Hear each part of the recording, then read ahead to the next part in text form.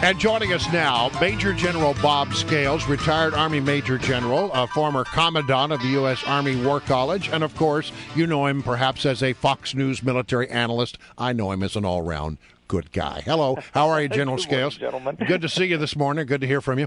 It's a good day to have you because there's a couple of things on our agenda that we need to get you to weigh in on. But let's start first with the situation with Japan. I mean, we are changing the rules under which the military in Japan may operate. This is a changing decades-old policy, many decades old, about our relationship and how much military Japan can have that date back to the Second World War. So is this a good thing? Do we need to let the Japanese have a stronger military presence? Well, I think if it were just up to the Japanese and us, I think the answer would be no. But the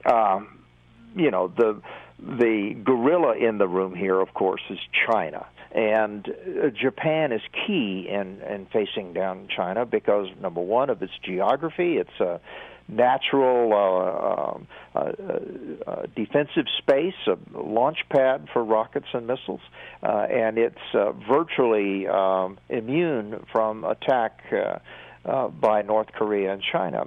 And the second thing is, while small, the Japanese self-defense forces are very, very good, high-tech, well-educated, well-trained, particularly a well-trained Navy. And so as China begins to be more and more belligerent in the Pacific, we have to have a reliable ally, and we have to allow him to grow and to take on missions outside the perimeter of the Japanese islands. So as far as most people are concerned, this is a good move. And I think the Japanese are going to help us enormously, as I say, in facing down the Chinese in North Asia. But we have to have that ally because we have reduced the size of our Navy. I mean, let's face it, Japan is not very popular in that part of the world. There are still resentments in Korea, in the Philippines, all through Asia, and with China for that matter. There was when the United States had a 700-ship Navy and we were patrolling the Pacific, we served as sort of a mediator so that Japan didn't have to do that. And I mean, won't this actually increase tensions between Japan and these nations? Is it really better for them to do this than the U.S.? Yeah, that's a great question because this is the psychology of all of this. Japan is probably more feared in Asia than we are, and because of their behavior during World War II and before World War II. And so by giving the Japanese more leeway in using their military, that puts fear in the hearts of Chinese and Koreans, I might add. But also, don't forget, the Chinese are building ships like crazy right now. And we have to take into account the huge growth in the Chinese Navy. We need something to counterbalance them in the region. I get you. Our Navy has declined by, at least a third. So we have to turn to somebody, and that's naturally the Japanese. Quick follow-up. I hear that, but because it's Japan now who's going to be doing this, won't they? I mean, see, if the U.S. has a strong Navy presence there, Korea's not going to ramp up to offset that. China might, but Korea won't. Other countries won't. By Japan having an increased naval force, won't that actually increase an arms race possibly with countries that normally wouldn't have? Korea's going to start, and North Korea for that matter, they're going to start increasing their naval presence and their military, right? We could have an arms race. Well, actually, the North Korean Navy really isn't anything to concern ourselves with because their Navy is mainly used just to invade the South. I mean, they're essentially an infiltration Navy. They're not a... They won't use this as an excuse. They don't go very far from home. Right. Yes, but the arms race has been going on there for almost 20 years now. There is an arms race. It's slow, it's steady, it's growing.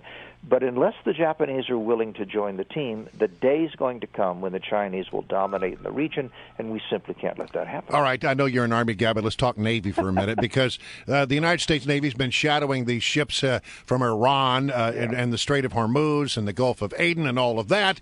And now comes word that apparently Iranian Navy has shot a warning shot across the bow of a U.S. flagged cargo ship. It's the Maersk Tigris, and it apparently they actually boarded the ship and are preventing the ship from leaving as best we know. It is a U.S. Marshall Island flagged ship, so therefore we have responsibility for making sure that ship has safe passage. What should the United States do? How tense a situation is this? Well, it's far more tense than the administration is making it. This is all about the Revolutionary Guard. You know, the Iranians have a navy, and they're fairly benign, but sadly, the Revolutionary Guard has a navy, and that's those patrol boats that you see in movies running up and down the Straits of Hormuz. And this is a reaction to the humiliation last week of the IRGC when the Roosevelt Carrier Battle Group forced them to turn around on their efforts to resupply the Houthis in Yemen. And this is just a quid pro quo by them to show that, by golly, they still count, number one. Number two, they can control the Strait of Hormuz and make trouble if they want to. And number three, we're going to capture a ship and drive it to Bandar Abbas just to show that we're a power in the region. This is scary because this is the same organization, God forbid, when the Iranians get the bomb, that may well be guarding the bomb. And with behavior like this is now, the third or fourth time that the Revolutionary Guard has done something, has essentially committed acts of piracy in the Straits of Hormuz, and it is very, very sinister. Yeah, it is an act of piracy, and because although the Strait of Hormuz requires that you pass through Iranian territorial waters, by long decree, it has been an international shipping lane that the world agrees should be protected, correct? That's absolutely right, and the rules of the road are that as long as you stay within that 4-mile wide corridor, you can transit through the straits without harm. It's also interesting to note that the U.S. have vessels in the region. The USS Farragut was 60 miles away when this thing went down, but they couldn't get to it in time, and the Roosevelt was too far away to launch aircraft. No, the Revolutionary Guard are going to keep the ship. They're going to squeeze all of the propaganda value out of it that they can. They're going to humiliate the United States, and as they've done in the past, they'll eventually let this ship go. But this just makes us look foolish and helpless in the region, and it sure as hell does nothing to the prestige of the American military in the Middle East. Major General Bob Scalzi, nothing but Navy today. You know, for an old soldier, you can talk about those boats pretty well. I am so proud. This is a guy that knows a lot about military strategy. It's good to have you. Sailors are going to start getting jealous now, General. Thank you, gentlemen. Thank you.